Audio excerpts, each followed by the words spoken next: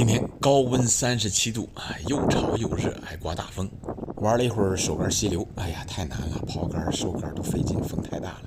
咱们今天玩暗筏嘎鱼啊，激流暗筏嘎鱼，让大家看看在这滔滔激流中能不能钓到嘎鱼。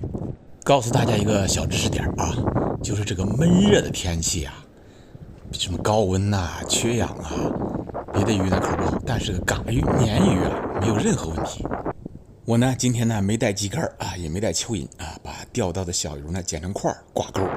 这小鱼肉块呢，嘎鱼、鲶鱼、马口甚至鲤鱼呢都会吃的。咱们抛竿到那个起波浪的地方激流中，波浪说明下边呢有杂物、石头类的东西阻挡水流，泛起波浪。这个嘎鱼、鲶鱼就喜欢冲浪累了以后呢，躲在这个石头后边偷袭小鱼小虾。所以呢，我们如果白天钓嘎鱼的话呢，我们就钓这些急流的边或者是急流当中起波浪的地方，这样呢下竿必中。